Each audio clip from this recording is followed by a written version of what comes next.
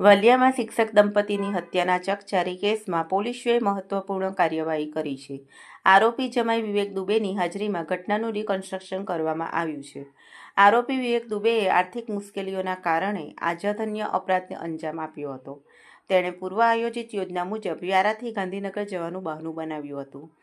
રાત્રે તે ભરૂચના વાલિયામાં તેના સસરા જીતેન્દ્રસિંહ બોરાદરાના ઘરે પહોંચ્યો હતો. ત્યાં તેણે સસરા જીતેન્દ્રસિંહ અને સાસુ લતાબેનની હત્યા કરી લૂંટ ચલાવી હતી. ભરૂચ લોકલ ક્રાઇમ બ્રાન્ચની ટીમે શંકાના આધારે આરોપીની પૂછપરછ કરી હતી. કડક પૂછપરછમાં તેણે પોતાના સાસુ સસરાની હત્યા કરી હોવાની કબૂલાત કરી હતી. કોર્ટે આરોપીના 10 દિવસના રિમાન્ડ મંજૂર કર્યા છે. આજે વાલિયા પોલીસે આરોપીની હાજરીમાં ઘટનાનું રિકન્સ્ટ્રક્શન કર્યું હતું. આ દરમિયાન આરોપીએ હત્યાની સમગ્ર ઘટનાનો ક્રમ બતાવ્યો હતો. પોલીસે આ સમગ્ર પ્રક્રિયાની વિડીયોગ્રાફી અને ફોટોગ્રાફી કરાવી છે.